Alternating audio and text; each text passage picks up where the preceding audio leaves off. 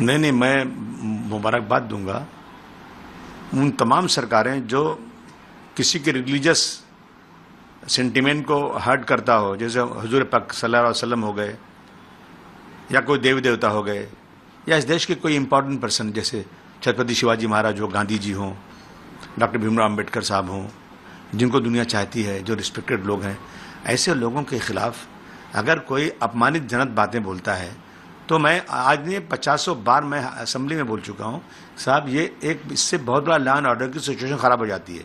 हमारा देश धार्मिक देश है, लोगों के अगर जो रिलीजियस सेंटिमेंट हर्ट होते हैं तो लोग मरने मारने को तैयार हो जाते हैं।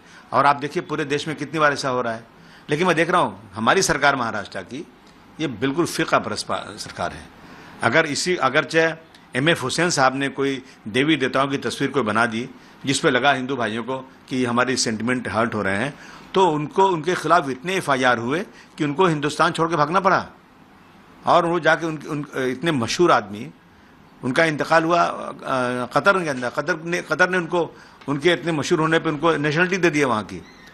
छत्रपति शिवाजी महाराज की माँ के खिलाफ अपमानित शब्द लिखे गए तो पूरी लाइब्रेरी पूना की तोड़ी गई और कहा गया कि होम मिनिस्टर ने कहा कि हम जेम्स लेन को अमेरिका से लाकर मुकदमा चलाएंगे। लेकिन इसी मुल्क में जो भगौड़ी औरत है ये तस्लीमा नसरीन, जिसको कोई मुल्क रखने को तैयार नहीं, मेरा मुल्क उसी नफरत, उसी सेंटिमेंट को भड़काने के खुशी में हमारे यहाँ चाहे कांग्रेस सरकार हो चाहे बीजेपी सरकार हो, रेड कारपेट बिछा के उसको रखा हुआ है यहाँ पर। मेरी मांग है कि ऐसे लोगों के खिलाफ एक कानून बनना चाहिए।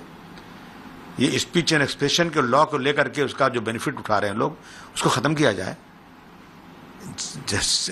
रिलीजियस सेंटिमेंट को भड़काने वाले के खिलाफ, ऐसे लोगों के खिलाफ एक ऐसा लॉ बनना चाहिए जो कम से कम 10 साल तक सज़ा उसमें हो और उनकी ज़मानत न होने पाए।